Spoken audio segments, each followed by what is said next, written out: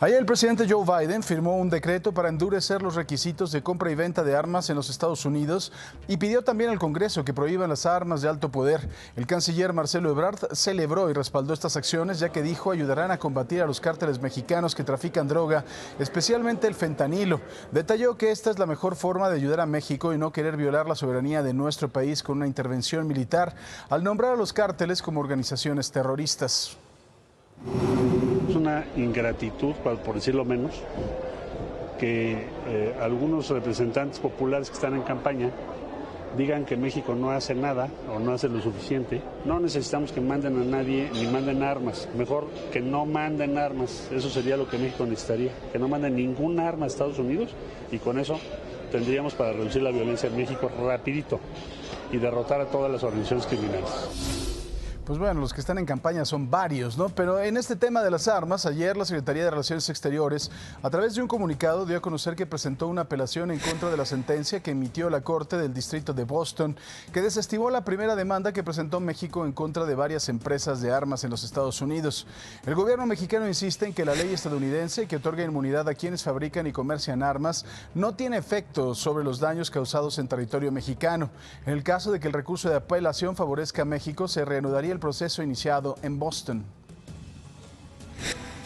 Mire, y en esta ríspida relación por el tema de las drogas y las organizaciones criminales, el presidente López Obrador envió un duro mensaje a los republicanos y políticos que culpan a México por la cantidad de fentanilo que ingresa a los Estados Unidos. Detalló que si bien debe haber cooperación entre ambos gobiernos, México tiene su propia estrategia en contra de las adicciones y los cárteles y no repetirá el mismo error que Felipe Calderón de abrirles las puertas a las agencias estadounidenses y quedarse callado.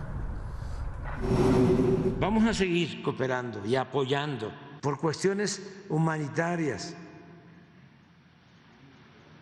por solidaridad, pero no vamos a ser nosotros sus empleados y nos van a venir a decir, ¿te vas a dedicar únicamente a esto?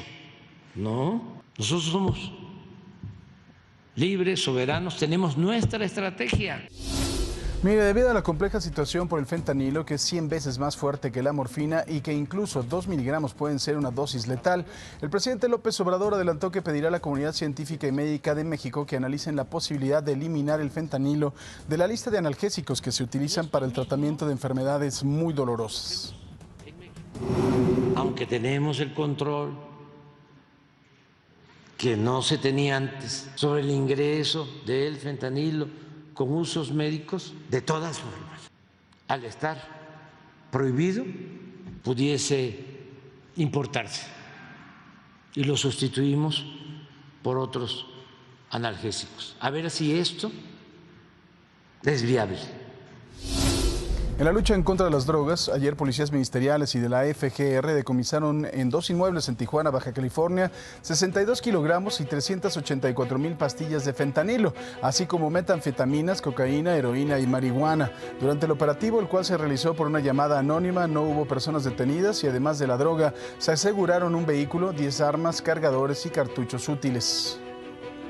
Y mire, se acercan las vacaciones de Semana Santa y precisamente la Embajada de los Estados Unidos en México emitió una alerta para los Spring Breakers, estos estadounidenses que viajan a nuestro país en este periodo, principalmente a la Riviera Maya. Les piden que extremen precauciones en las zonas céntricas de lugares como Cancún, Playa del Carmen y Tulum, especialmente después de anochecer, además de cuidarse de posibles riesgos de violencia, consumo de drogas, alcohol adulterado y agresiones sexuales. Les explican que aquí en México, no obstante que en algunos estados de la Unión Americana pueden tener o pueden llevar y portar y consumir marihuana, en México no es legal, tampoco ni la tenencia ni la aportación de armas para ellos, por supuesto.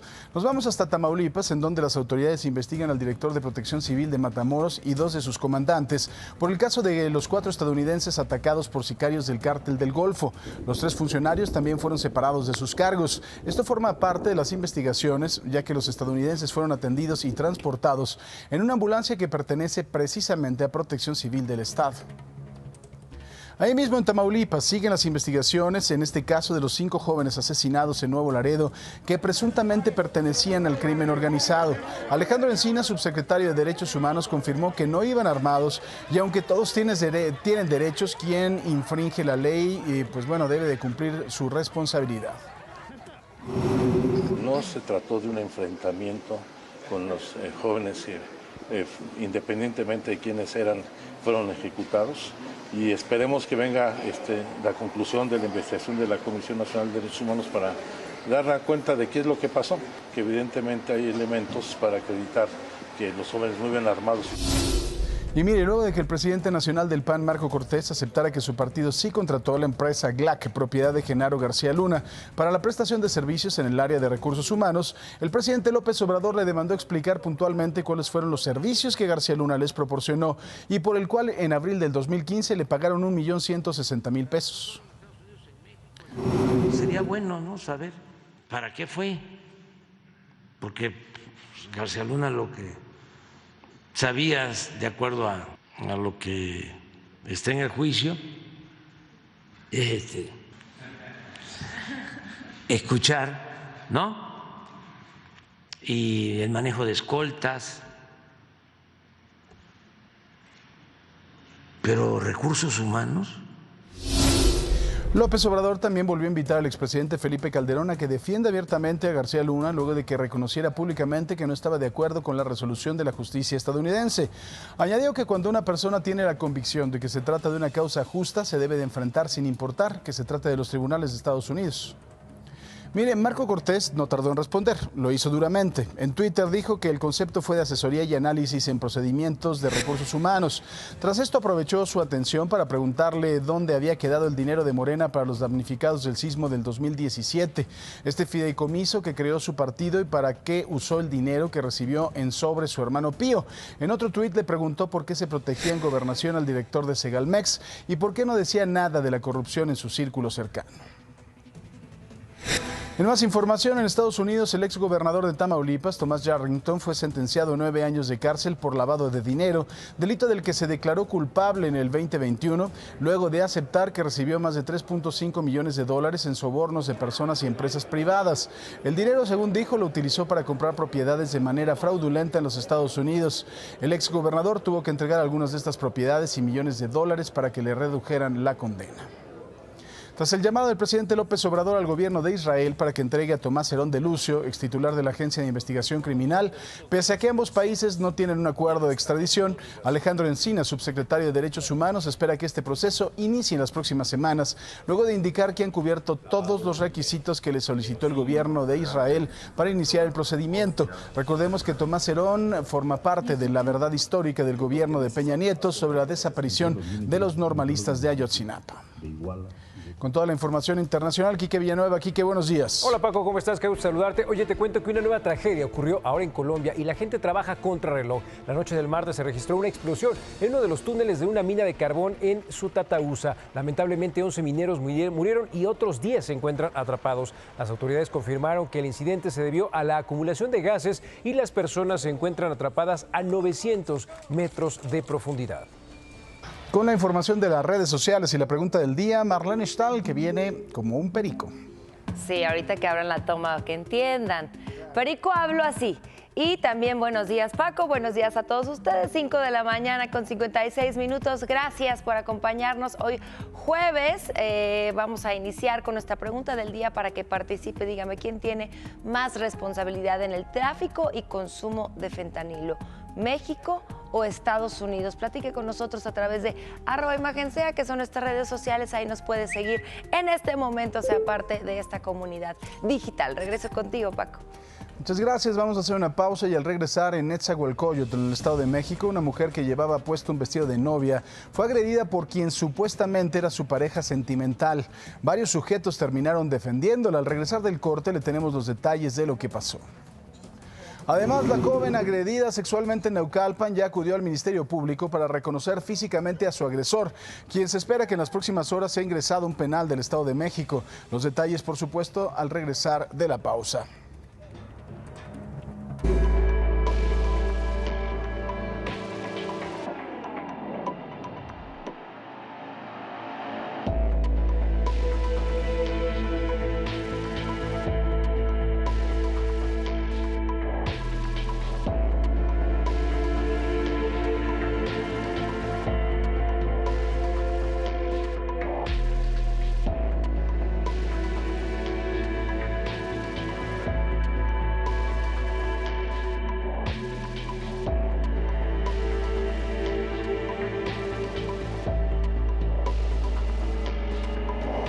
Qué impotencia, qué coraje, maldito infeliz, por no decirle de otra forma, que es la que usted está pensando también, hijo de toda, ya sabe qué. Esto fue en Nezahualcóyotl, en el Estado de México. Una mujer que llevaba puesto su vestido de novia fue agredida por quien supuestamente era su pareja sentimental. Este maldito que vemos en la pantalla la tiró y la golpeó hasta el cansancio. Por un momento, la mujer logra ponerse de pie y se le aventó para pegarle, pero el sujeto la sometió frente a una cortina de un establecimiento. Supuestamente todo ocurrió después de que se casaron, pues como le digo, la mujer llevaba puesto un vestido de novia. Maldito, maldito, maldito. En un segundo video se ve como varios sujetos que estaban en el lugar defendieron a la mujer y sin mediar palabra lo golpearon y lo tiraron. Incluso eso fue aprovechado por la joven con vestido de novia para patear la cabeza de su agresor.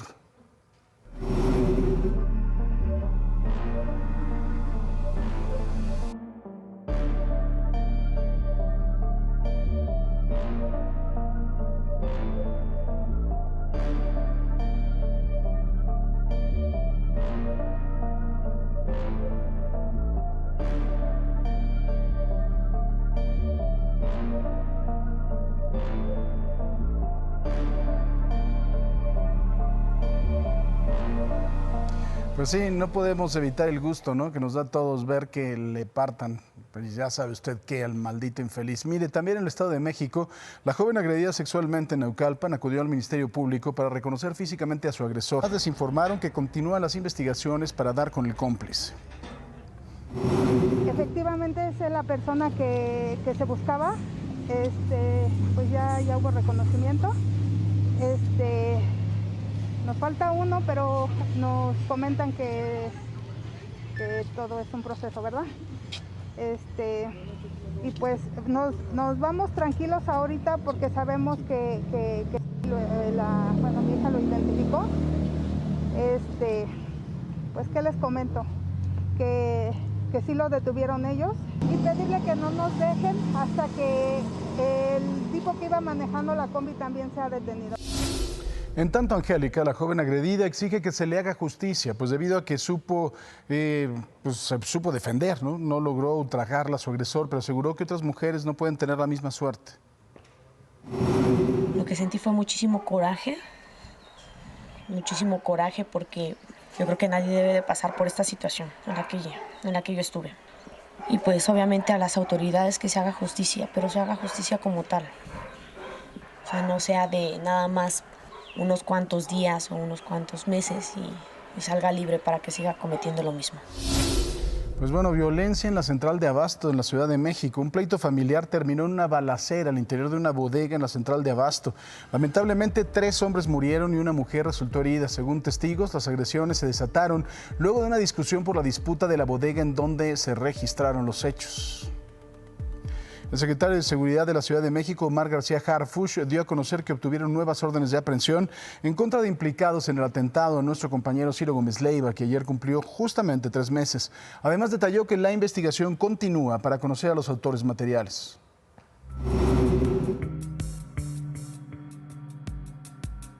Se cumplen este 15 de marzo 3 meses del atentado contra el periodista Ciro Gómez Leiva, hechos por los que se tienen ya nuevas órdenes de aprehensión contra presuntos implicados, adelantó Omar García Harfuch, secretario de Seguridad Ciudadana de la Ciudad de México.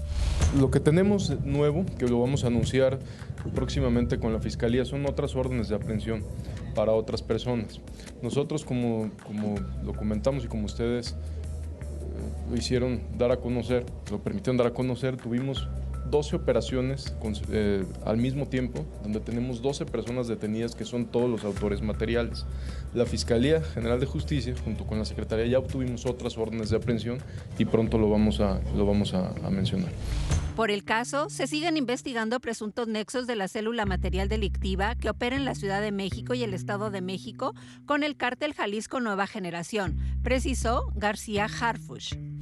En las audiencias pasadas hay lugares, mejor dicho, momentos donde se menciona a esta organización. Sin embargo, es parte de las investigaciones para saber qué vínculos tiene la célula material, los que ya están detenidos, con esta organización. Sí fue mencionada en las audiencias que se llevaron a cabo y es parte de la investigación también. Con la cumplimentación de las nuevas órdenes de aprehensión, se buscará esclarecer el móvil del ataque a balazos contra el comunicador registrado el 15 de diciembre en calles de la alcaldía Álvaro Obregón, señaló García Harfuch tras la presentación de resultados del programa de seguridad en Cuautepec en la alcaldía Gustavo Amadero. Para Imagen, Hilda Castellanos.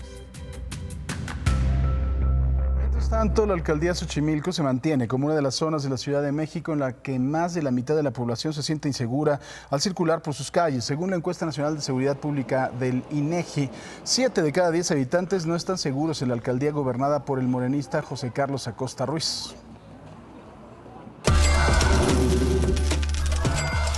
Mira, en julio del 2020, Banco Ahorro FAMSA fue notificado por la Comisión Nacional Bancaria de Valores sobre la revocación de su licencia para operar como institución de banca múltiple.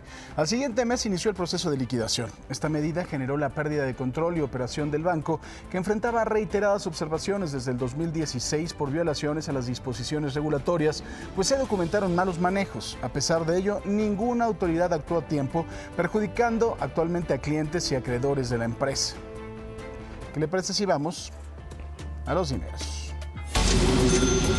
El dólar, 18 pesos con 41 centavos a la compra y 19 pesos con 43 centavos a la venta. El euro, 18 pesos con 33 centavos a la compra y 20 pesos con 68 centavos a la venta.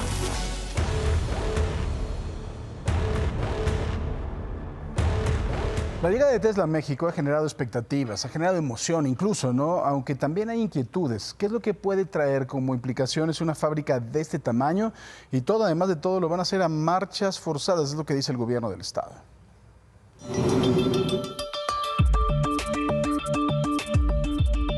Hace 2 semanas, el gobierno de Nuevo León anunció con bombo y platillo la llegada de Tesla. La empresa del multimillonario Elon Musk decidió invertir unos $5,000 millones para la construcción de su Gigafactory de autos eléctricos. La planta estará en una carretera cercana a Monterrey, situada a 200 kilómetros de la frontera con Texas, en Estados Unidos, y a unos 600 kilómetros de la ciudad de Austin, sede de Tesla.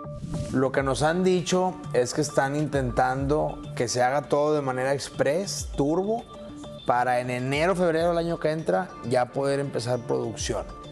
Entonces, pues estamos hablando de un año más o menos. El gobierno apuesta por la creación de unos 7,000 empleos directos y entre 40,000 y 50,000 indirectos. Con la llegada de Tesla, otras 30 empresas proveedoras de ordenadores, parabrisas y asientos se han mudado a Monterrey y sus alrededores, una de las zonas industriales más importantes de México. Pero organizaciones civiles no comparten el optimismo ante un crecimiento demográfico. Nuevo León se vio afectado por una inédita sequía el año pasado y la nube de contaminantes a menudo alcanza las montañas que rodean la capital. Pensamos que un factor nuevo, como lo es la llegada de una Gigafactory, como la llaman, gigaempresa, con la llegada de muchos empleos a Nuevo León, pero de muchas demandas de más movilidad, demandas de más casas, demandas de más agua para la población. Todo esto es un reto enorme y no sabemos si los gobiernos van a tener la capacidad de responder a tiempo y de manera adecuada a este reto. El gobierno asegura que la demanda de agua no será un problema. Justo donde se van a instalar, ahí tenemos una planta tratadora que tiene una oferta de 250 litros por segundo, por lo que el agua no va a ser ningún problema para Tesla. Monterrey y otras ciudades del norte de México se han visto beneficiadas por el fenómeno nearshoring, que, según especialistas, responde a la necesidad de grandes corporaciones de acercar sus centros de producción a los clientes principales. En el asunto del Plan B, el Tribunal Electoral del Poder Judicial de la Federación desechó 677 demandas presentadas en contra. Entre las demandas presentadas por diversas personas se considera que vulneran sus derechos político-electorales y que son regresivas estas reformas en materia de derechos fundamentales e inciden en la autonomía del INE. Establecieron que no pueden estudiar el fondo de la problemática planteada porque carecen de facultades para analizar normas en abstracto sin que se hubieran aplicado mediante algún acto. El Tribunal Electoral negó a la consejera Carla Humphrey y al ex consejero Javier Santiago continuar con sus aspiraciones a la presidencia del INE. Lo anterior al considerar que esa aspiración sería una reelección, lo cual está prohibido por la ley, aun cuando los cargos de presidente y de consejería electoral son distintos y tienen diferentes facultades y actividades. Explicaron que permitir que continúen el proceso sería igual a que Lorenzo Córdoba quisiera participar en el proceso para ser consejero electoral. El presidente López Obrador decidió ejercer su facultad de veto para dejar sin efecto los nombramientos realizados por el Senado de Rafael Luna Alviso y de Ana Yadira Alarcón como nuevos comisionados del Instituto Nacional de Transparencia y Acceso a la Información. Así lo informó el presidente de la Junta de Coordinación Política del Senado, Ricardo Monreal. Ahora el Senado deberá de elegir a 2 nuevos comisionados con el riesgo de que si no lo hacen antes de que termine marzo, el INAI quede imposibilitado para aprobar resoluciones por falta de quórum. Precisamente el INAI convocó a una sesión de emergencia y resolvieron interponer una controversia constitucional ante la Suprema Corte debido a la falta de nombramientos de los comisionados vacantes. Así lo determinaron luego del veto del presidente López Obrador. Además resaltaron que pese a que los comisionados vacantes, el INAI no dejará de trabajar, pero no contará con la capacidad de resolver los recursos que se presenten. Ayer, el Senado aprobó por unanimidad el decreto por el que se abroga la ley sobre delitos de imprenta publicada en el Diario Oficial de la Federación en 1917. Recordamos que esta ley sancionaba económicamente a quienes publicaban palabras o expresiones injuriosas, entre otras personas, al presidente de la República. Por su parte, el senador Monreal insistió en que con la aprobación de esta minuta se deja sin efecto la amenaza que existía en contra de los periodistas al ejercer la libertad de expresión, además de que sepulta toda contradicción y retroceso en contra de la avance progresivo de las garantías y protección de los ciudadanos.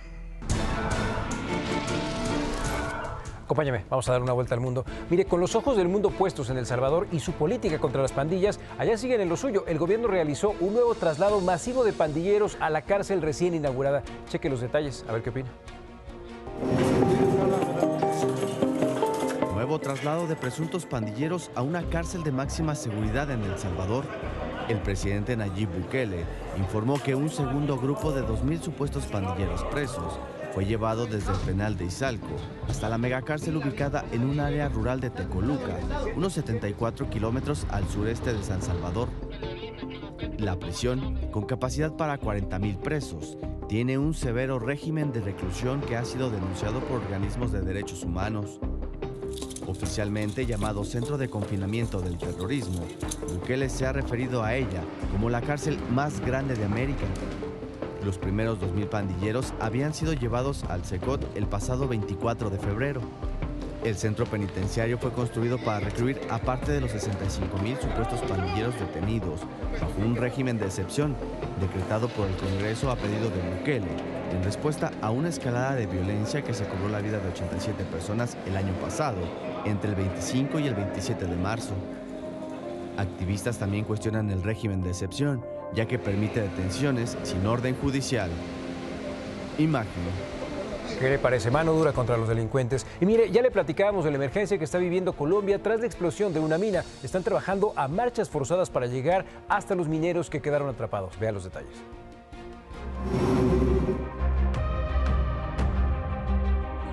6 horas de angustia, de preocupación. Rescatistas en Colombia intentaban llegar el miércoles a 10 personas que quedaron atrapadas en una mina de carbón en el centro del país. Las posibilidades de encontrar sobrevivientes se agotan por la falta de oxígeno y además comienza a presentarse acumulación de agua. La tragedia ocurrió el martes, luego de una explosión que mató a 11 trabajadores. Es una explosión al parecer por acumulación de gas metano, es la hipótesis que se maneja, que ocurre en una de las minas y pues obviamente son minas que están interconectadas, afecta 7 bocaminas. Trabajadores de otras minas cercanas se sumaron a las tareas de rescate de bomberos y funcionarios de la Autoridad de Atención de Desastres. Ya estábamos en la casa y se escuchó como un trueno, una explosión y ya fue que salió por los medios de WhatsApp y Facebook que se ha explotado una mina. La angustia crece entre los familiares que observan la operación. Obviamente le da a uno nervios y angustia de impotencia de no poder uno colaborar ni nada en el momento. La Las tragedias mineras son frecuentes en Colombia, especialmente en las explotaciones ilegales de Cundinamarca y otros departamentos del centro y noreste del país. El Ministerio de Minas y Energía registró más de 1.200 accidentes de ese tipo desde 2011 hasta mayo de 2022, dejando un promedio de 103 muertes anuales. Imagen. Y ahora nos vamos del otro lado del mundo. ¿En qué ve el asunto del dron estadounidense derribado en el Mar Negro de Rusia? Bueno, pues ayer los rusos dijeron que van a tratar de recuperar los restos. Antes la Casa Blanca advirtió a Rusia que se abstenga de apoderarse del dron. Rusia, por su parte, culpó a Estados Unidos del incidente y le pidió poner fin a los vuelos hostiles de aviones no tripulados, pero Washington dijo que no va a seguir con sus operaciones. Vamos a hacer una pausa y al regresar del corte le vamos a mostrar el momento en que una mujer fue atropellada con su nieto de apenas 3 meses. Esto fue en Aguascalientes. Por fortuna se encuentran fuera de peligro. Los detalles los tenemos en minutos, regresando de la pausa.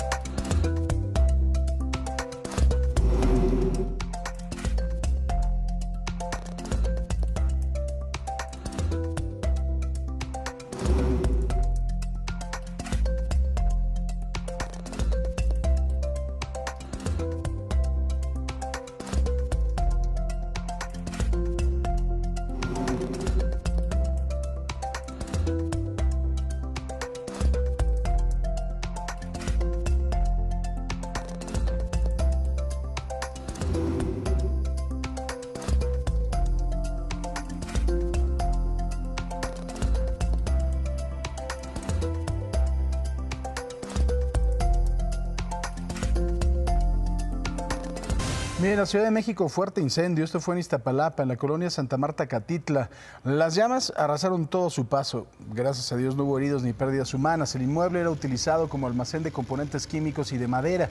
Los bomberos fueron a controlar el incendio. También Protección Civil desalojó de manera preventiva por lo menos 500 personas de las casas que están ahí alrededor.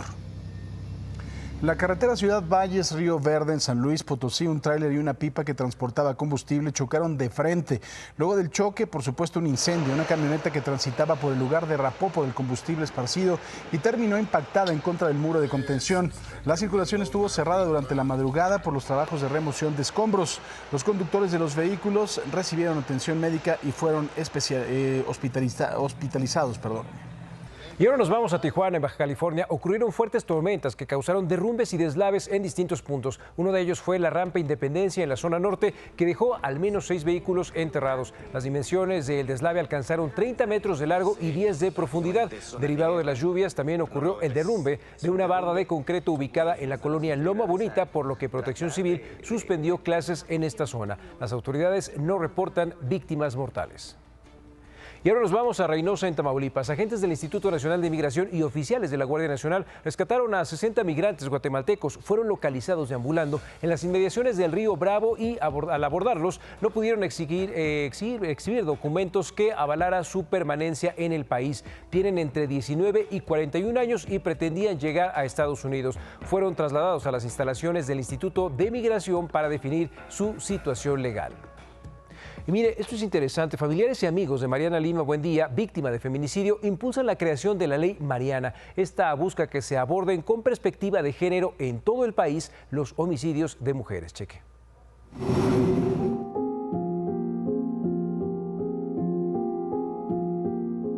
Tras la sentencia de 70 años que logró por el asesinato de su hija, Mariana Lima Buendía, hace 13 años, Irinea Buendía Cortés aseguró que le quedan a deber, pero seguirá la lucha para impulsar la Ley Mariana, que permita las investigaciones con perspectiva de género en todo el país, que impida impunidad en casos de feminicidio. En Toluca, y acompañada del Observatorio Ciudadano Nacional del Feminicidio, Irinea dijo que hubiera preferido que Julio César, el ex esposo de su hija, la asesinara a ella, porque a Mariana le faltaban muchos proyectos de vida por cumplir, entre ellos separarse y superarse. Se queda la satisfacción de saber que ese sujeto asesino feminicida, Julio César Hernández Ballinas, no va a tocar a otra mujer, no va a matar con violencia a otra mujer, y que sepan que no hay un crimen perfecto, No hay un crimen perfecto porque algo dejan. Con la sentencia Mariana Lima Buendía, emitida por la Suprema Corte de Justicia de la Nación, continuará la caravana por el país para que se conozcan los alcances del resolutivo y se aplique el protocolo con perspectiva de género a todas las muertes violentas o no violentas de mujeres de todas las edades. No queremos más corrupción. Queremos transparencia en esa rendición de cuentas para poder tener acceso a la justicia. Todas las autoridades que desgraciadamente son omisas, son negligentes, cometen falencias, obstruyen la investigación y obstruyen la justicia, y la misma Suprema Corte de Justicia reconoció todas esas omisiones. Acudirá al Senado y al Congreso Federal para que avalen la ley Mariana Lima Buendía, que permita la investigación con perspectiva de género en toda muerte de mujer en las 32 fiscalías de México, la reparación integral del daño y sanciones a servidores públicos. Que establezcan parámetros y sienten precedentes jurisprudenciales para incorporar efectivamente la perspectiva de género en la procuración e impartición de justicia. Llamó a las madres de víctimas de feminicidio a que no dejen de luchar y la acompañen, que no callen y alcen la voz, además de pedir medidas de protección para ella y su familia. Mariana fue asesinada el 28 de junio del 2010 en Chimalhuacán. En primera instancia se reportó que su muerte era un suicidio. Sin embargo, se logró acreditar tras 13 años que se trató de un feminicidio. Con información de Dalila Ramírez, Imagen. Y en otras noticias, ¿se acuerda de Ana Karen, la mujer policía de la Ciudad de México que se volvió viral? Bueno, pues en el Día Internacional de la Mujer salió en un video donde afirmó que apoyaba a los movimientos feministas mientras resguardaba el paso de las manifestantes. Imagen Noticias platicó con ella, esto fue lo que nos dijo. Es Ana Karen Picaz, policía. Saltó a la fama después de que se hizo viral un video en el que expresó su apoyo al movimiento feminista mientras resguardaba la marcha del 8M. Tiene 26 años. Ha dedicado los últimos 6 a la Secretaría de Seguridad Ciudadana de la CDMX, tiempo en el que ha salvaguardado a la ciudadanía sin hacer a un lado su postura como feminista. Y como mujer, Ana también ha sido víctima de violencia de género. Es un movimiento que yo apoyo porque soy mujer y porque muy aparte de mi labor también he sufrido violencia como mujer. Y creo que en todas las corporaciones, no nada más, o sea, donde trabajo precisamente, la mujer siempre es vista vulnerablemente y eso es algo por el cual estamos luchando todos. En su trayectoria, ha intercalado labores de oficina y de campo como policía preventivo. Una de las acciones de las que la oficial Picaz se siente orgullosa es una detención que realizó hace 3 años en Azcapotzalco. Tuve una detención de robo a repartidor con secuestro express. Hubo un robo, nos avisa C2 que va siguiendo el coche, se pasa del lado del Estado de México, lo seguimos con continuidad y se hace la detención. Y como logro personal, Ana también es miembro de un club de motociclistas de mujeres. Se llama Motomamis Ride, es de puras mujeres, el cual somos integrantes igual feministas y es muy padre rodar con ellas, porque más que rodar con ellas somos hermanas y la verdad me han apoyado mucho y también se enorgullecen de mí. Motomamis Club Rider es un grupo que se manifiesta en redes sociales contra la violencia de género, pero que también lleva esta causa a las calles. Han ido a rodar y con carteles a manifestarse. Lamentablemente no las he podido acompañar, igual por mi trabajo, pero siempre las apoyo y ellos lo saben. Y como siempre dicen, nos cuidas cuando estás uniformado y fuera de, también nos cuidas. El motoclub, la verdad, es algo que me gusta mucho porque compartimos la misma pasión y las mismas ideas. Y más que nada, nos respetamos. Y además de combatir a la delincuencia, ser feminista y biker, Ana estudia Mercadotecnia Internacional.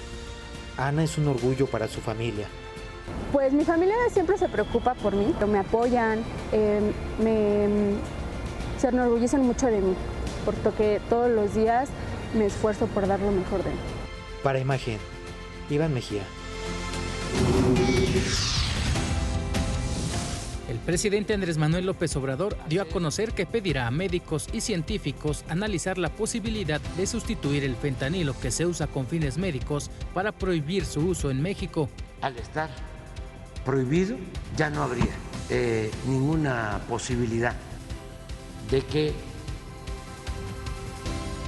pudiese importarse y lo sustituimos por otros analgésicos.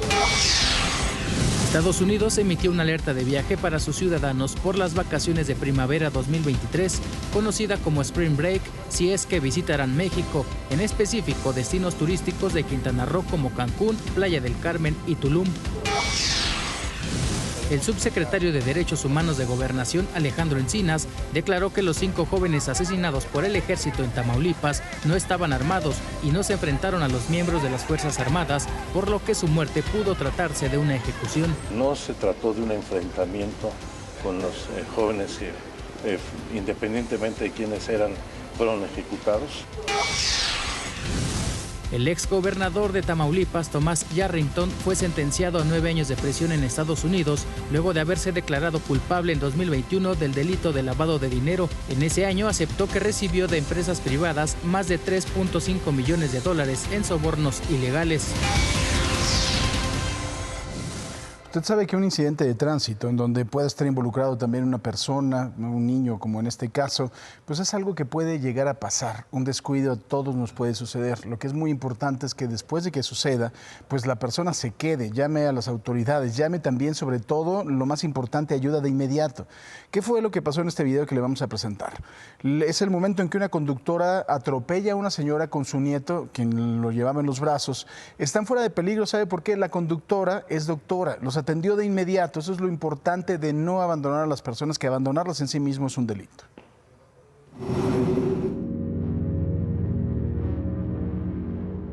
Este es el momento en que Blanca González y su nieto de 3 meses son atropellados por una doctora justo a la entrada del fraccionamiento Trojes de Cristal en Aguascalientes. Hay una cocina económica que está ahí por el Oxxo y yo venía caminando ya había bajado, hay unos escalones, bajas. Me hago un poquito más para acá de los escalones y volteo hacia el lado izquierdo, no viene nada, no viene coche. Por eso me atreví a pasar. Ya casi al llegar al camellón, bueno, así donde está el jardín, volteo y viene el carro y dije, bueno, pues está viendo a la persona. Tenía tiempo de ver todavía porque era de la esquina como del refri acá. Dije, tiene tiempo de frenar, ¿no? Va a frenarle porque yo ya estoy terminando de pasar. Pero no, se siguió y ya fue cuando sentí el golpe y caí. La doctora se bajó a auxiliar a la mujer y al bebé, quienes son sus vecinos. Los llevó a su casa, en donde revisó al pequeño, quien estaba bien y salvó la vida gracias a que su abuela lo protegió con sus brazos. Me llegó así como un shock por el niño lloraba, se veía como pálido, no, una cara angustiante que veía el niño. Yo dije, ya me lo mató, o sea, algo pasó. Y pues yo nomás gritaba y pedí ayuda y y ya salió la gente a ayudarme, pero y como dijo que era pediatra, me quitó al niño, lo subió, sí, nos llevó a su casa, lo revisó y dijo que estaba bien, nada más yo era lo que me importaba y ya fui a que me hicieran estudios. Está bien, o sea, los golpes, no hay fracturas, no hay nada de eso. La doctora que lo atropelló reconoció que no los vio y se comprometió a hacerse cargo de los gastos que se lleguen a generar. Hasta el momento, el bebé está bien y dentro de 15 días será revisado nuevamente, mientras su abuela tiene golpes y moretones. En su casa me dice, ¿sabes qué? No te vi, perdóname, no te vi y te doy muchas gracias a ti, pues por ti. El bebé está bien, lo abrazaste muy bien. Si no, dice, no lo estaría contando. Blanca solo pide a los vecinos del fraccionamiento que tengan mayor precaución al manejar, ya que afortunadamente está viva junto con su nieto, pero pudo haber sido una tragedia. Con información de Carla Méndez, Imagen. 16 de la mañana con 41 minutos. Qué bueno que continúan con nosotros. Y les recuerdo, a través de @ImagenSea, contesta nuestra pregunta del día: ¿quién tiene más responsabilidad en el tráfico y consumo de fentanilo? ¿Qué han dicho los mexicanos? Pues mire, va muy parejo, 49% dicen que México, 51% restante dicen que Estados Unidos. ¿Aún no sabe dónde está la pregunta? Mire, aquí mero va a aparecer en pantalla en nuestras redes sociales. Ahí encuentra la pregunta y ahí también mucha información de su interés para que nos siga en este momento. Y mire, le cuento, esta es una historia de superación. Se trata de doña Hilda Ramírez. Pérez, una mujer que terminó sus estudios de primaria a los 89 años, así como escuchó. Ella recuerda que dejó la escuela cuando era niña, pues tenía que ayudar a sus padres a trabajar en el campo, en la siembra de vegetales, y en ese entonces llegó solo hasta cuarto año de estudios. Creció, se enamoró, ya lo sabe, tuvo hijos, después nietos y abandonó sus estudios por eso. Sin embargo, nunca olvidó su propósito de retomar los cuadernos y volver a aprender. Y con la pandemia, en el 2021 se dio otra oportunidad y con la ayuda de su nieta, pues ya se conectó a clases en línea y ¿qué creen? Terminó la primaria. Nunca es tarde. Yo todavía tengo esperanza, Paco Sea. Ya voy en los 85, casi la alcanzo. Tú, en cambio, ya 250, está cañón. Bueno, vamos a hacer una pausa, pero al regresar le vamos a mostrar el momento en que un maldito agredió a una mujer que supuestamente era su pareja. Todo ocurrió en Nezahualcóyotl, en el Estado de México. Al final, el agresor recibió su merecido. Perdón, no podemos hacer apología del delito, pero le va a dar gusto, ya verá. No se vaya. En Tamaulipas, el gobernador Américo Villarreal entregó al Congreso local su primer informe de labores. Destacó que el pueblo ha tomado conciencia del momento que vive la entidad y lo que hoy define a Tamaulipas son las obras, los valores, los resultados y sobre todo un gran horizonte de oportunidades. Américo Villarreal agregó que él, con el trabajo conjunto con el gobierno federal, multiplica los beneficios que llegan a Tamaulipas. El gobernador de Durango, Esteban Villegas, dijo que brindará apoyo a los maestros de la entidad para que el Estado sea ejemplo de calidad educativa en México. Durante una reunión con las secciones 12, 35 y 44 del CENTE, reiteró el diálogo y comunicación para que los maestros y alumnos trabajen en escuelas dignas. Destacó que a solo 6 meses de su gobierno ya se empieza a notar el cambio que ha iniciado en la entidad. Reconoció el trabajo del líder nacional del Sindicato Nacional de Trabajadores de la Educación, Alfonso Cepeda, en favor de los derechos de los profesores. Para cumplir con los compromisos y seguir generando resultados para San Luis Potosí, el gobernador Ricardo Gallardo realizó una gira de trabajo por la región media. Encabezó la Mesa Regional para la Construcción de la Paz a fin de garantizar la tranquilidad para los ciudadanos, además de entregar obras de infraestructura y apoyos para el campo. Mi pueblo, Paco Sea, mi pueblo. 6 de la mañana con 48 minutos. Buenos días, México. Miren qué bonito lugar. ¿Han ido a la Basílica de Guadalupe todos los que están aquí? ¿Se han dado esa oportunidad? Pues bueno, estamos amaneciendo desde justamente la Basílica de Guadalupe aquí en la Ciudad de México. La capacidad interior del templo es de aproximadamente 10,000 personas ubicadas en las 9 capillas superiores y en la central es la misma capacidad que el Auditorio Nacional. Y además un lugar que, independientemente de la fe que profeses, se siente una vibra, una paz, es un lugar maravilloso. Si no han ido, ojalá se den chance de ir a conocerla. También tenemos imágenes de nuestros tuiteros madrugadores. Silvia Cuervo nos envía esta fotografía y dice: Tangolunga, Huatulco, buenos días hasta allá. Vean nada más qué bonito. Qué envidia estar en Huatulco, ¿no? Muchas gracias, mi querida Silvia. David Becerril, mi querido David, gracias por esta foto y nos dice: excelente día para todos, caseta Las Chuapas, Tabasco. Andas hasta Tabasco, David, con cuidado, ¿eh? Besos para ti y también para todos los tuiteros. Síganos enviando fotografías a través de @imagensea, #amanece y nos dice dónde tomaron esa imagen. Más información contigo, mi querido Paco.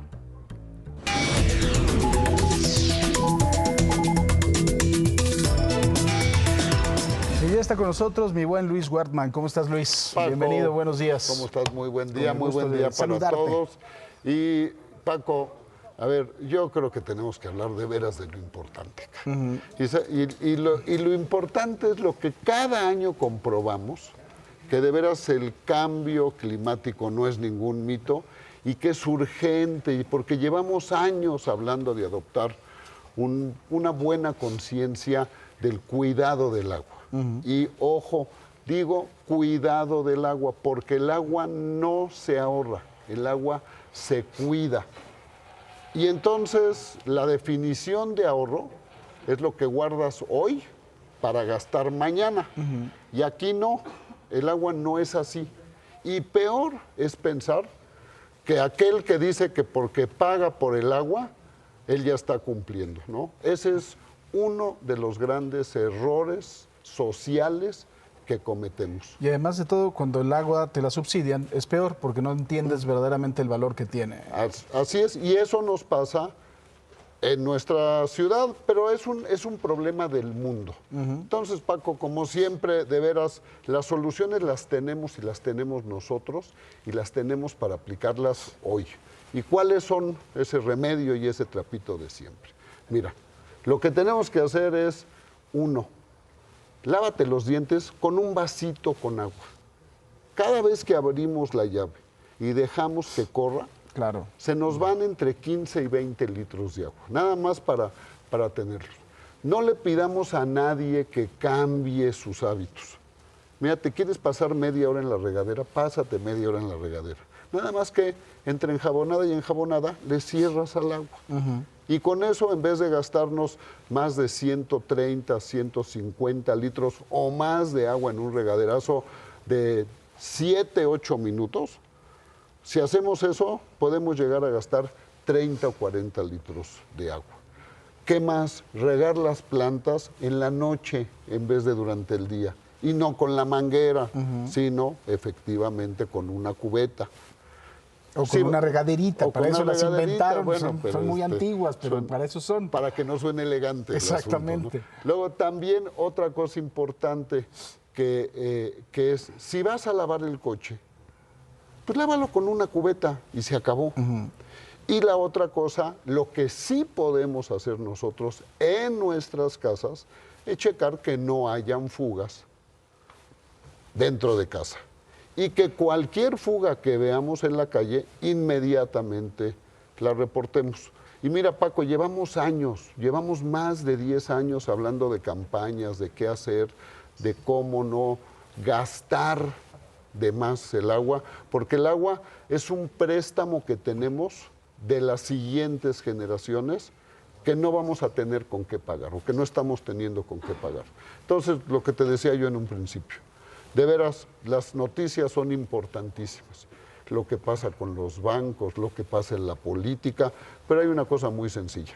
Sin agua no hay vida, no hay seguridad, no hay economía, no hay absolutamente nada. Y está en nosotros, como sociedad, como ciudadanos, el solucionar ese problema, comenzando hoy mismo y viendo los resultados mañana mismo también. Claro. Fíjate, yo creo que ya debe tener 10 años. Me tocó ir como ponente de México a la Feria Mundial del Agua en Zaragoza, España. Venga. Seguimos hablando de lo mismo, 10 años después. Precisamente el precio del agua es lo más importante, las fugas que hay en todas las ciudades, ¿no? Y finalmente también la falta de respeto que hay al medio ambiente. Y seguimos hablando de lo mismo, o sea, es exactamente lo mismo y no hemos aprendido. Pero la factura ya nos la van pasando y ya vimos cómo se vivió en Monterrey ciertas crisis. Claro. Ya vemos también cada vez que hay una crisis aquí en la ciudad que empieza a faltar agua. Y no es, como digo, no es nada más lo que nos pasa a nosotros, pero sí son de estos problemas que nosotros tenemos gran parte de la solución en nuestras manos, Paco. Así es. Querido Luis, muchísimas gracias como siempre. Gracias y un gran día para todos. Igualmente, Marlene.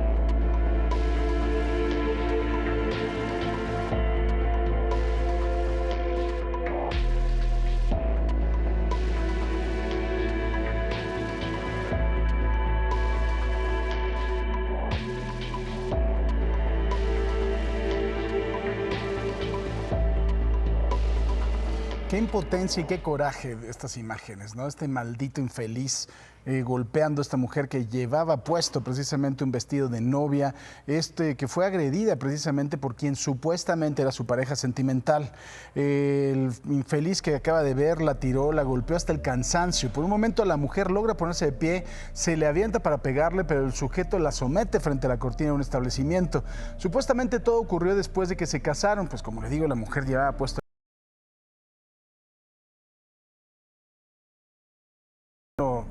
hacer una apología de la violencia, decir que está bien. Pero en este video que va a ver, nadie puede evitar el que diga, oye, qué bueno, maldito infeliz, hijo de, bueno, de toda, ya sabe.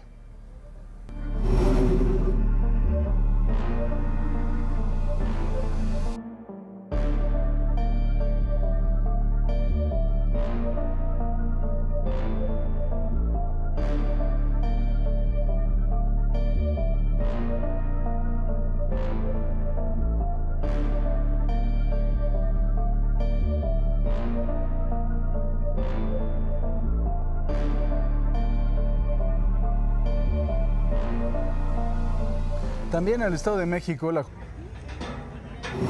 efectivamente es la persona que se buscaba, pues ya hubo reconocimiento.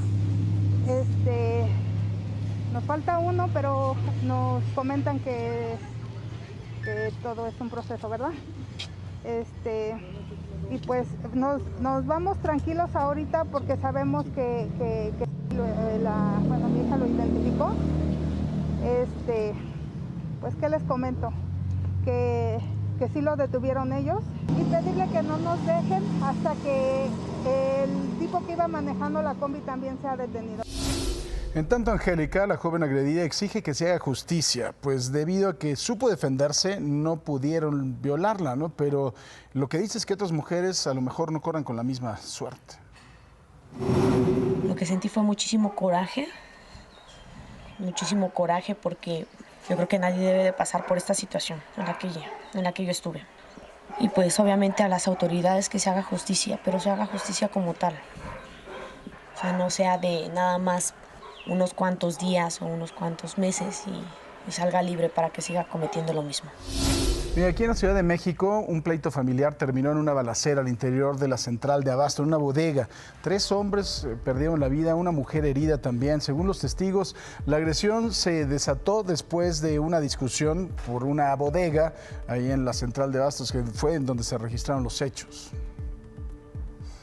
Ayer el presidente Joe Biden firmó un decreto para endurecer los requisitos de compra y venta de armas en los Estados Unidos y pidió al Congreso que prohíban las armas de asalto. El canciller Marcelo Ebrard celebró y respaldó estas acciones, ya que dijo ayudarán a combatir a los cárteles mexicanos que trafican droga, especialmente el fentanilo. Detalló que esta es la mejor forma de ayudar a México y no querer violar la soberanía de nuestro país con una intervención militar, nombrando a los cárteles de la droga como terroristas. Es una ingratitud, por decirlo menos, que algunos representantes populares que están en campaña digan que México no hace nada o no hace lo suficiente. No necesitamos que manden a nadie ni manden armas. Mejor que no manden armas. Eso sería lo que México necesitaría. Que no manden ninguna arma a Estados Unidos y con eso tendríamos para reducir la violencia en México rapidito y derrotar a todas las organizaciones criminales. En el tema de las armas, ayer la Secretaría de Relaciones Exteriores sacó un comunicado. Dijo que presentó una apelación en contra de la sentencia que emitió la Corte del Distrito de Boston, que desestimó la primera demanda que presentó México en contra de varios fabricantes de armas allá en los Estados Unidos. El gobierno dice que la ley estadounidense que otorga inmunidad a quien fabrica y comercia armas no tiene efecto sobre los daños causados en territorio mexicano. En el caso del recurso de apelación que pueda favorecer a México, se reanudaría el proceso iniciado en Boston. Y en esta ríspida relación por el tema de las drogas y las organizaciones criminales, el presidente López Obrador envió un duro mensaje a los republicanos y a los políticos que culpan a México por la cantidad de fentanilo que ingresa a los Estados Unidos. Detalló que si bien debe de haber cooperación entre ambos gobiernos, México tiene su propia estrategia en contra de las adicciones y los cárteles, y pues no se va a repetir lo que dijo el mismo error de Felipe Calderón, de abrir la puerta a las agencias estadounidenses y quedarse callado. Vamos a seguir cooperando y apoyando por cuestiones humanitarias, por solidaridad, pero no vamos a ser nosotros sus empleados y nos van a venir a decir, ¿te vas a dedicar únicamente a esto? No, nosotros somos libres, soberanos, tenemos nuestra estrategia.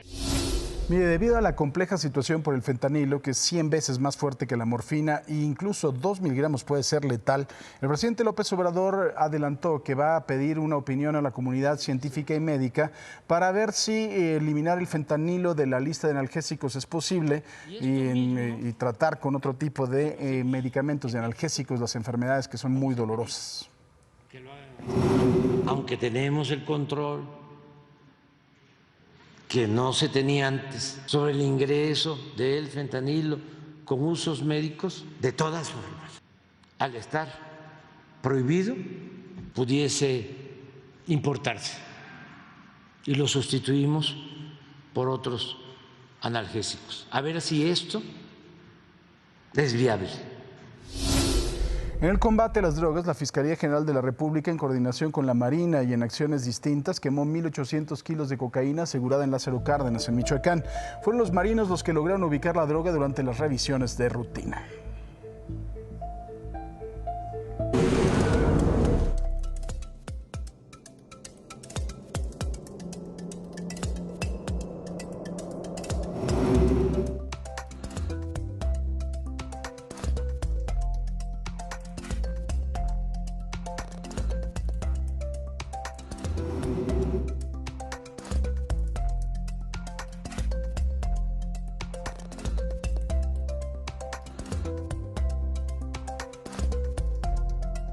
Y mira, el martes 21 de marzo el Aeropuerto Internacional Felipe Ángeles cumplirá un año de operaciones. Vamos a ver cómo llega a sus primeros 12 meses.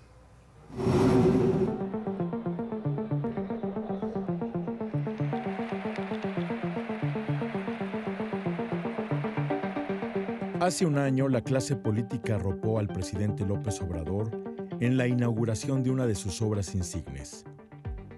Desde entonces, han pasado 52 semanas y 1.320.000 pasajeros, números cerrados, por sus instalaciones. Lo mismo mandatarios que utilizaron sus plataformas. El 21 de marzo de 2022, el aeropuerto arrancó actividad con 12 operaciones diarias. Hoy tiene 60 en promedio, con picos de hasta 84 en un día. Pero el número de operaciones aún está lejos de la meta que justificará sin reserva su misión: desahogar el caótico Aeropuerto Internacional de la Ciudad de México. Nosotros quisiéramos llegar en un escenario óptimo a las 200 operaciones diarias, que es con lo que consideramos llegar al punto de equilibrio, respondiendo a este asunto de la administración. Con 200 operaciones diarias, este aeropuerto podrá llegar a tener su punto de equilibrio, es decir, cuando los costos de operación sean cubiertos con los ingresos del aeropuerto. ¿Cómo alcanzar esta meta? El director del Felipe Ángeles no le da vueltas. Cuando las líneas aéreas muden sus vuelos de pasajeros de la Ciudad de México a Santa Lucía, mudanza que ya comenzó pero que podría acelerarse cuando su principal socio, el Benito Juárez, entre a trabajos de remodelación mayor. En un escenario difícil para el aeropuerto de la Ciudad de México, en el sentido del mantenimiento, no nada más de sus pistas, calles de rodaje y plataformas, sino de los edificios terminales, eso pudiera dar motivo a que en este mismo año se lograran esas 200 operaciones diarias. Pero la empresa militar prefiere apostarle a la creación de mercado. Y según sus reportes, muchos de los vuelos que salen del Felipe Ángeles tienen ya un factor de ocupación superior al 60%, es decir, van vendidos en su mayoría. Para el caso de Aeroméxico, el 50% de sus vuelos son rentables. En Volaris, 60% de los operados ya tienen factor de rentabilidad. Y para el caso de Viva Aerobús, 5 de 6 ya son negocio para la línea aérea. Eso para vuelos regulares comerciales. Para el caso de vuelos de carga, el 8 de julio, todas las operaciones del Aeropuerto Internacional de la Ciudad de México habrán de haberse mudado a estas instalaciones. Hace un año, el aeropuerto Felipe Ángeles levantó. Su director está convencido de que las críticas al proyecto se nutren de la desinformación e invita a probar sus instalaciones. Es un aeropuerto de todos los mexicanos. Es un aeropuerto que se hizo con dinero público. En consecuencia, en lugar de estar buscando cómo denostarlo, deberíamos estar preocupados todos como sociedad, como mexicanos, de hacerlo productivo.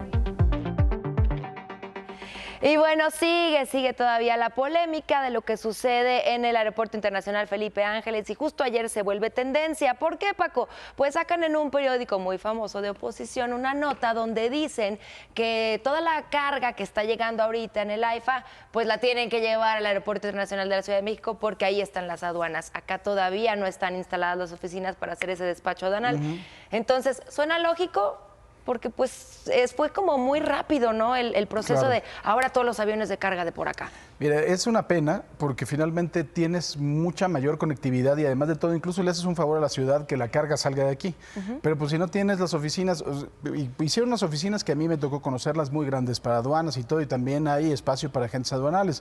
Pero si no están establecidos, falta pues, la operación, ¿qué haces? claro, puedes tener el espacio, pero no ha de ser tan sencillo. Desconozco cómo ha de ser todo el proceso, pero... Aquí hay una cosa que es importante. Hay una cosa que no me hace lógica. Cuando llega la carga, o sea, la tiene que liberar la aduana. Claro. Porque si no, no puede circular por tierra. Entonces, no me está sonando muy lógico el asunto. Pero sí suena lógico que al momento no haya todavía operaciones de despachos aduanales en el AIFA. Claro, pero ni modo, pero ¿quién nos va a ir custodiando para entonces, que no te robes? ¿quién nos está viendo la cara? Pues a ver, no sé, dígame usted. Fíjate, ahorita que estuve pensando, dije, a ver, ¿y cómo le haces? O sea, tienes que liberar la carga primero, porque si no, no la puedes transportar. Y en el paso del AIFA al Aeropuerto Internacional de la Ciudad de México, esa carga se puede perder, se puede robar, y sin haberla declarado, o sea, qué peligroso. Y pueden no declarar impuestos por una gran cantidad de cosas. Está muy raro el asunto. No digo ni que sí ni que no, digo nada más que está raro. Habrá que ver qué sucede, ¿no? Sí. Bueno. Dice Tulia Ciceronis, órale, es así como romanona. Le salió más caro el envío de su mercancía, no se altere. Alguien tiene que pagar el precio de llevar del AIFA a la ISM las cosas. Gasolina personal, logística, pero todo sea por tener contento a su presidente. Que si llegara a ser cierto esto, sí es cierto, obviamente los costos aumentan, el sí, es tiempo. Un transporte más, o sea, punto. Manuel Díaz dice, el AIFA tiene la infraestructura y equipos modernos para despachar ahí. El problema es que los usuarios eligen trabajar con sus agentes aduanales y transportistas que tienen en el aeropuerto internacional. Mucho papeleo, costo y molestia para caprichos. Que sí es cierto, ese es el otro lado de la moneda. Tú como cliente, como importador, puedes decir, yo tengo mi despacho acá y quiero que se despache ahí. Me encantaría que alguien que sepa el procedimiento nos diga qué es lo que pasa con esa mercancía que llega ahí y que entonces la tienes que transportar por tierra. O sea, en qué momento está liberada, etcétera. Sería interesante que nos lo cuenten. No lo sé, lo desconozco, ¿no? Salvador Rivas dice, la idea de mandar los aviones de carga no es tan mala. Así ayuda a desfogar un poco la ICM y el detalle de que nada está listo. Por otro lado, creo que los aviones de carga solo operan de noche cuando el tráfico aéreo es menor. No solo de noche, Salvador. Lo que pasa es que sí es un porcentaje muy pequeño de aviones. Son 3.3% de la operación. Son muy pocos. Entonces no me parece que por ahí sea. Pero lo que sí es, te desfoga mucho la operación y te desfoga toda la zona, la cantidad de carga que hay alrededor del Aeropuerto Internacional de la Ciudad de México. Mario Di Constanzo, si la carga llega al AIFA y va por tierra al Aeropuerto Internacional para pasar aduana, ¿cuánta mercancía sin declarar se podría perder en el camino? Incluye droga, dólares, productos, etcétera. Exacto, que alguien nos explique. Ese es el tema, se vuelve hasta peligroso. Yo no creo que el SAT diga, sí, mándenlo al Aeropuerto de la Ciudad de México. Pues no creo, me parece un... O en el caso de que sí, imagínate el costo de cómo han de llevar a lo mejor hasta custodiada cierta Sí, claro, para que nadie toque nada, ¿no? Pero bueno, habrá que ver qué sucede más adelante, tendrían que dar explicaciones si sí está sucediendo o no.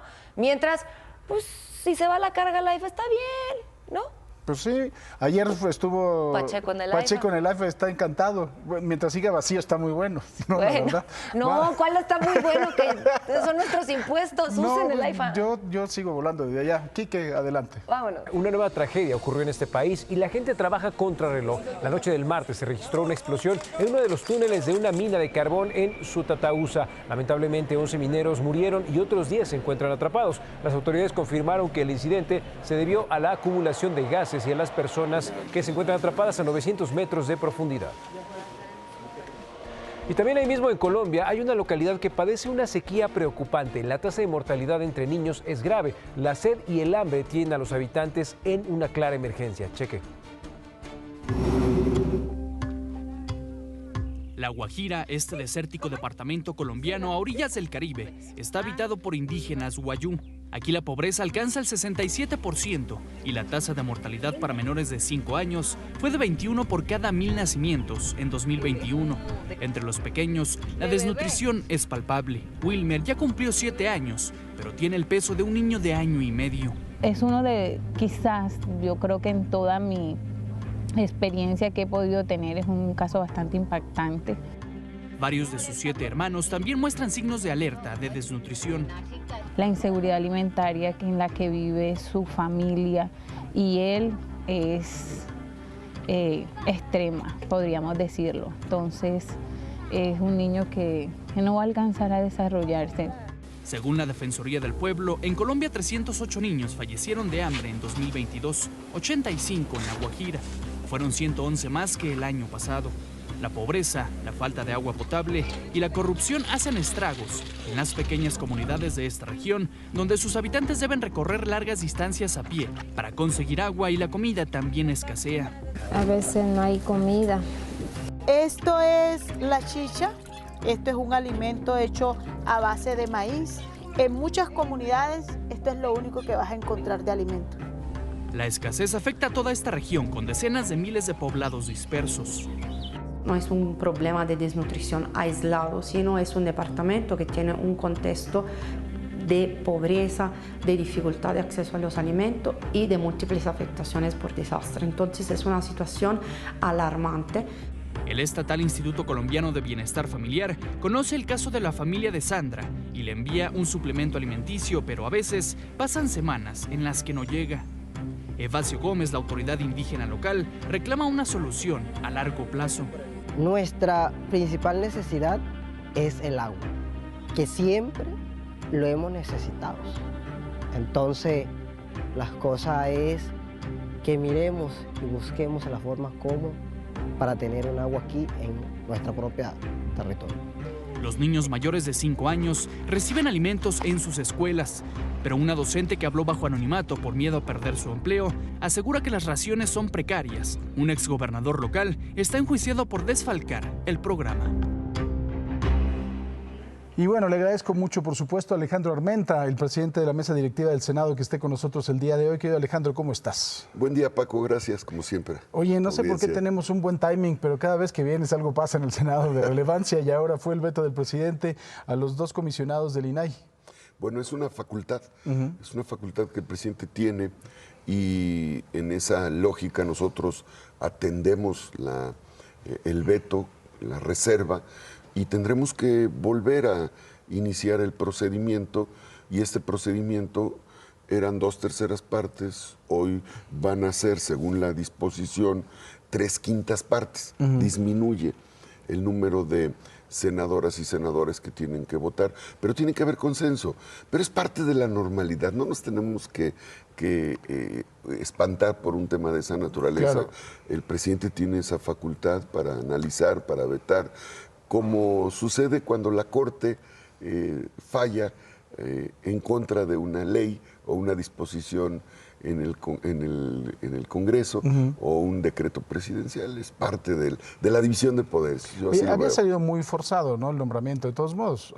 Y se hablaba de que muchos además habían estado descontentos tanto en un partido y otro, ¿no? Sí, es cierto, hay que decirlo con claridad, tanto del grupo parlamentario del PAN consistentemente, como del grupo parlamentario al que pertenezco, Morena, había inquietudes y eso seguramente también generó pues algunas posturas con respecto a cómo se llevó a cabo el proceso, que se llevó a cabo con absoluta legalidad, con absoluta transparencia, pero ahora lo que tendremos que hacer es reponer el procedimiento y lo vamos a hacer con mucha pulcritud legislativa, como debe de ser siempre. Oye, estábamos hablando también y lo estabas tú comentando, resoluciones también de la Corte que a veces pueden causar sorpresa o que se diga que hay un enfrentamiento. La reinstalación de Edmundo Jacobo como secretario ejecutivo del INE, que también fue algo muy comentado por el propio presidente. Sí, bueno, la verdad es que también ese es otro tema que tiene que ver con las reformas a la ley secundaria en materia electoral. Yo, más allá de la resolución, lo que considero fue un exceso es la forma en la que pues lo reintegran en una forma de burla, ¿no? Y bueno, son estilos que cada quien tiene. No es el golpe, sino la risita, como dice el dicho, dijeron, ¿no? Aquí estamos, nosotros podemos.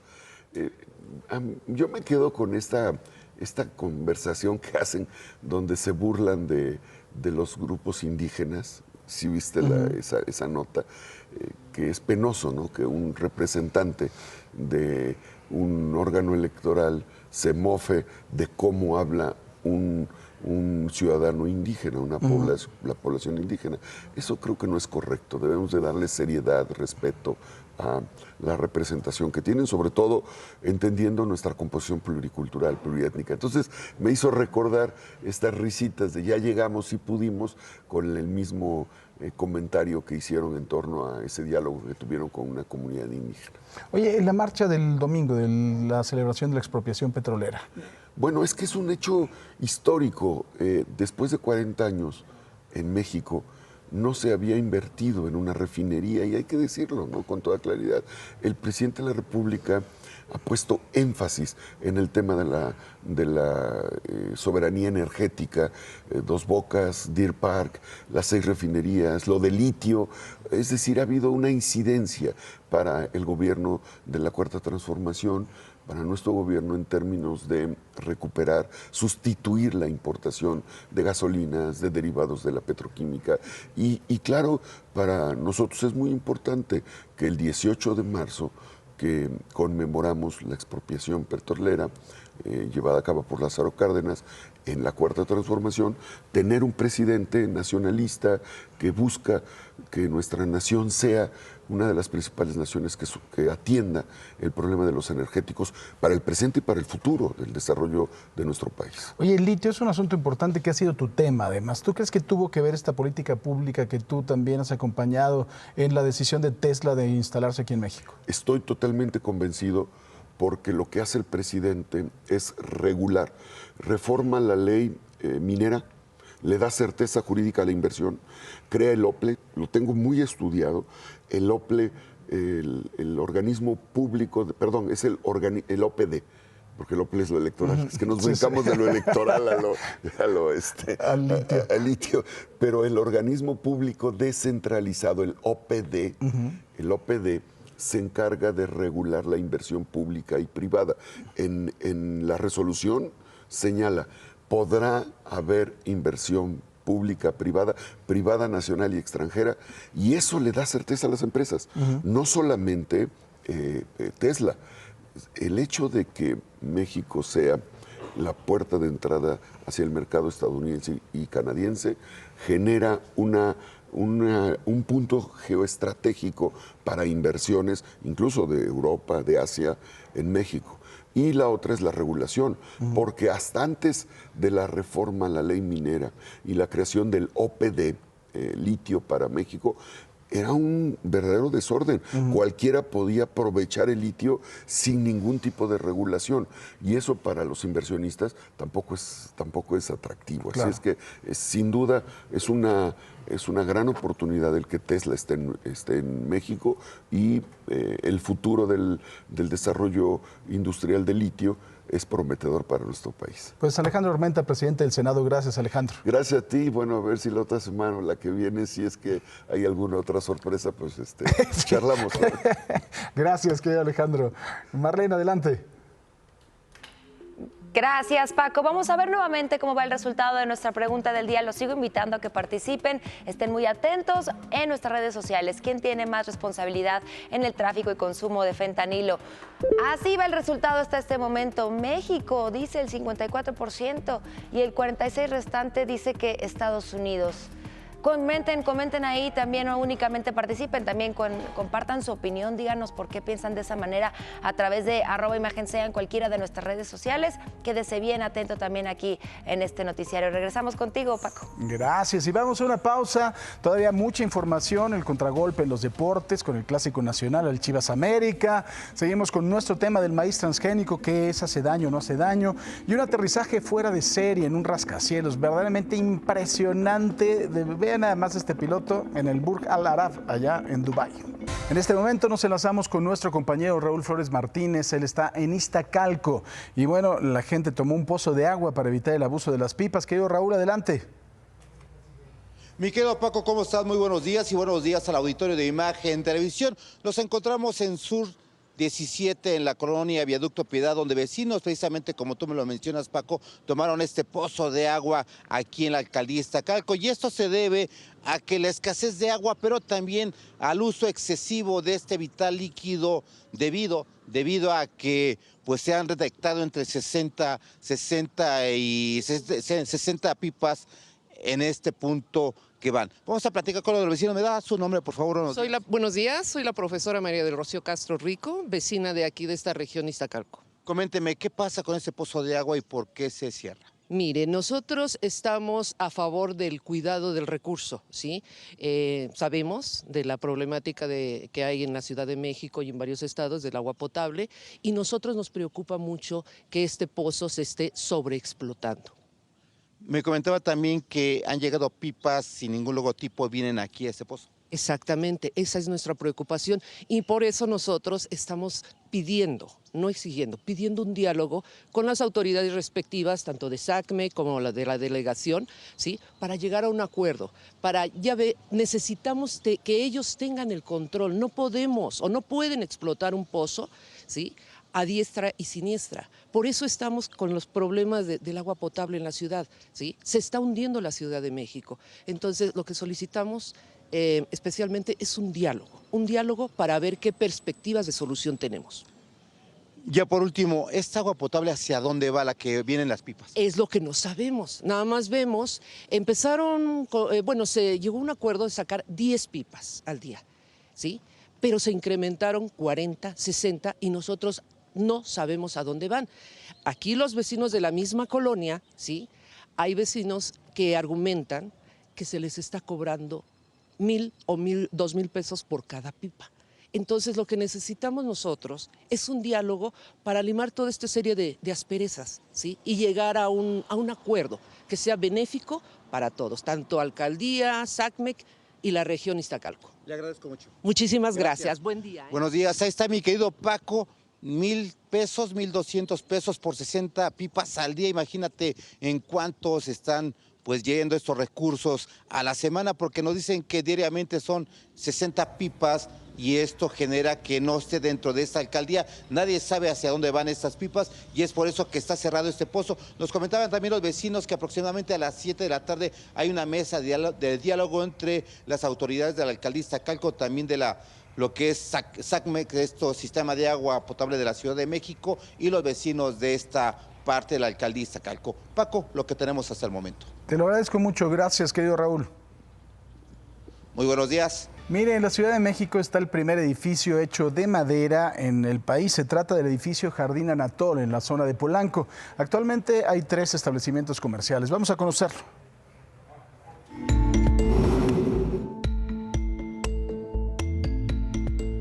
Enclavado en el corazón de Polanco, Ciudad de México, se encuentra el primer edificio de madera del país. Se trata de una estructura vertical que rompe con todas las construcciones a su alrededor. Hace 5 o 6 años la Embajada de Suiza nos pidió hacer un pabellón de madera y esa fue nuestra primera experiencia. Después de eso hicimos pequeñas casas en madera. El material utilizado es principalmente madera laminada de encino, que tiene la ventaja de ser un recurso renovable y altamente resistente. Pero lo que es interesante de la madera pues es que es un material muy ligero comparado con el acero, pero con prácticamente la misma flexibilidad. Entonces, por ejemplo, para sismos, en el caso de México, es un material que funciona muy bien. El edificio, bautizado como Jardín Anatol, es de 5 niveles, ocupados desde hace 6 meses por una tienda de ropa, una mueblería y oficinas de una marca deportiva. Son usos mixtos, entonces los primeros 2 niveles son comerciales, que ahora los ocupa una tienda de ropa, y los siguientes 3 niveles son oficinas. Además, la construcción cuenta con un área verde llena de follaje que conecta con la calle y que se decidió fuera pública para que los transeúntes pudieran disfrutarla. Jardín que hemos creado que es pública. Normalmente los edificios empiezan y terminan en el paño exterior de la calle. El alma del edificio es de madera con retardante de fuego y una viga en forma de V de acero que brinda fortaleza a la estructura. Es una estructura mixta porque estos 3 niveles son de madera y luego se tienen sobre una columna en forma de V, que esa es metálica. Pero todo lo que estamos viendo de madera es estructural, está cargando. En un futuro, los edificios de madera podrían ser una opción por la seguridad ante los sismos y los costos. Debería de serlo, todavía no lo es en México porque pues eso depende de la oferta, ¿no? De que haya realmente una industria sólida o consolidada. En Canadá, Japón o Suiza, países de primer mundo, ya hay incluso rascacielos de madera laminada. Con información de Ernesto Méndez, Imagen.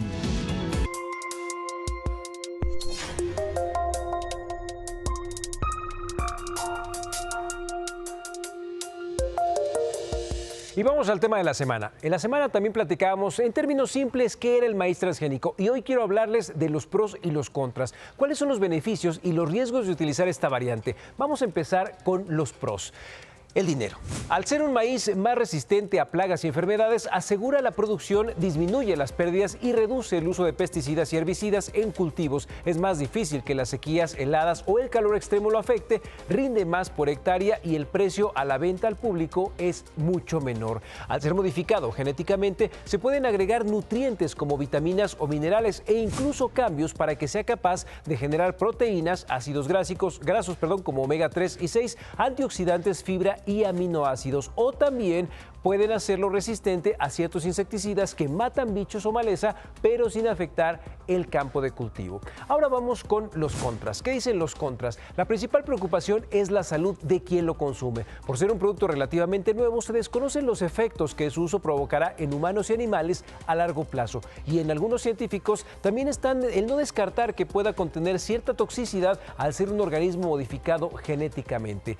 Otro de los riesgos es que afecte la biodiversidad de la región o que al interactuar con otras especies pueda modificar el ecosistema haciendo resistente al maíz, pero también a las plagas y a las plantas a su alrededor, o que al polinizar transfiera genes a otras especies nativas y altere o cambie la pureza de este maíz y de otros tipos. Además de que los costos de investigación lo acercan a las grandes compañías, pero lo alejan de los pequeños productores. Y bueno, pues como verán, es un tema que requiere diálogo, investigación, dinero y política, en donde el tiempo y la ciencia van a inclinar la balanza para saber lo bueno y lo malo de los transgénicos. Por lo pronto, pues tanto comunidad científica como negociantes y agricultores están en un ir y venir de opiniones, Paco, para saber si realmente es una buena opción, pero como lo decíamos la semana, a largo plazo esto es lo que va a definir si estamos en lo correcto o no.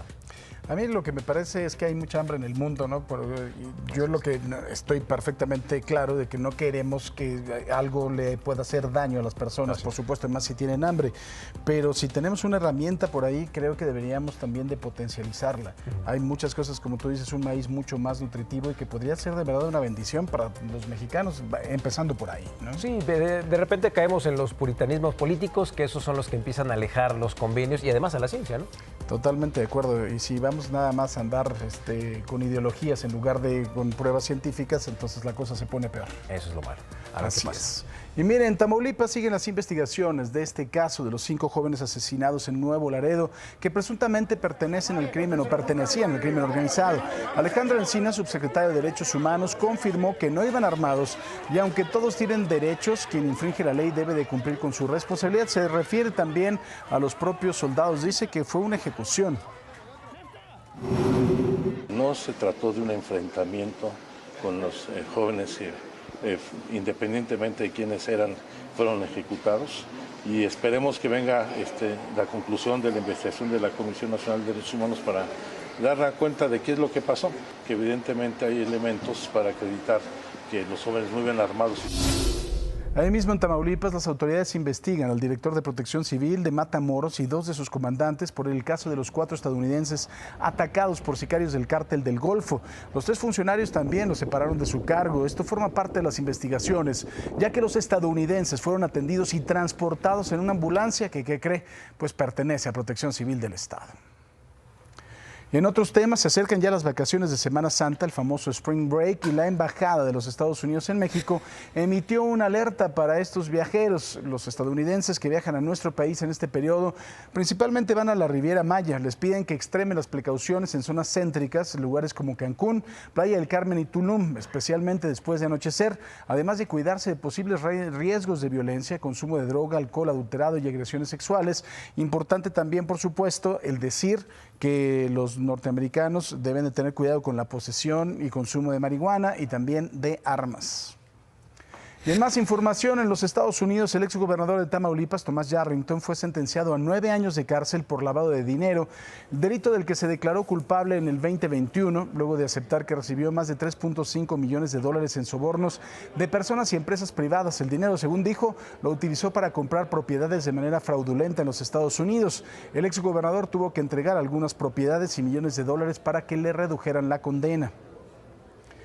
Tras el llamado del presidente López Obrador al gobierno de Israel para que entregue a Tomás Herón de Lucio, extitular de la Agencia de Investigación Criminal, pese a que entre ambos países no hay acuerdo de extradición, Alejandro Encinas, subsecretario de Derechos Humanos, espera que este proceso inicie en las próximas semanas, luego de indicar que han cubierto todos los requisitos que le solicitó el gobierno de Israel para iniciar el proceso. Hay que recordar que Tomás Herón es parte de la verdad histórica del gobierno de Enrique Peña sobre la desaparición de los normalistas de Ayotzinapa.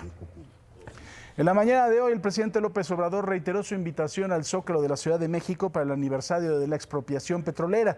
Dijo que su gobierno rescató al sector. Decidimos orientar toda la inversión al sureste para extraer petróleo en tierra y en aguas someras. Y esto nos funcionó porque tenemos reservas suficientes y logramos evitar la caída en la producción de petróleo. Si no hubiésemos intervenido como lo hicimos, estaríamos importando petróleo crudo. De ese tamaño fue la actitud irresponsable de quienes manejaron durante el periodo neoliberal la política petrolera. Oiga, vamos a ver este aterrizaje. Es uno de los pilotos de Red Bull, ya sabe que hacen muchas pues acrobacias. Vea eso, es el aeropuerto del Burj Al Arab, pero vea cómo lo aterrizó. O sea, es verdaderamente impresionante. Uy, que se lo traigan de viene sí. Aquí a los estacionamientos. La pregunta es, ¿cómo va a despegar?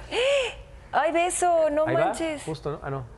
Después despega, sí, cae en una picada. Manches, cae en una picada. Ajá, y ahí agarra y lo vuelve otra vez a prender. Las avionetas son bastante maniobrables con el peso y también. A ver, hazlo tú. Pues nada más que me traigan la avioneta y el Burj Al Arab y ya. Ándale. Fíjense. Oye, qué impacto, la verdad. Muy padre. ¿Qué tal? Sí, está impresionante. Y es que estos cuads han hecho 20,000 acrobacias. ¿Viste la de...? Oye. ¿Viste la acrobacia que hicieron de saltar en paracaídas de una avioneta y regresar a la avioneta? No. Igual, es impresionante. No, también son de esta marca. Te contestaron, ves que dijimos en el hashtag que si alguien nos podía explicar qué sucedía con esto de que movían la carga de un aeropuerto a otro. Nos contestó Laura en Twitter, dice, respecto al traslado de mercancía del AIFA al AISM, se llama tránsito y es muy común, se baja la carga en un transporte y se coloca un candado fiscal. Al llegar a su destino, ese candado debe estar colocado intacto y con los documentos que amparan la carga. Ahí se realiza el despacho. Pues ahí está, sí tiene, digamos, como un protocolo para hacer eso. Pero como dicen, hay que proteger la carga de uno a otro. Sí, claro. Y aumentar los costos y todo. Pero bueno, sí existe esa posibilidad. Pues vamos con nuestros compañeros de Pisa y Corre, con Pamela y con Poncho. Buenos días. Hola, buenos días. ¿Para qué necesitamos un nuevo aeropuerto si puedes aterrizar así los aviones, no? Como lo que vimos. No des ideas, Poncho, así con un cachito. Aquí en el estacionamiento de imagen. Hombre, así la libramos. Muy buenos días. ¿Cómo están? Muy buenos días. Antes de que alguien le tome la palabra a Poncho, les cuento lo que tenemos el día día de hoy una historia que no se pueden perder. Unos sujetos que se dedicaban a robar a, sobre todo, personas de la tercera edad a la hora de que utilizaban los cajeros automáticos para robarlos. Lo bueno es que fue una misión cumplida y fueron detenidos. Esto es lo que tenemos hoy de Pies en Corto.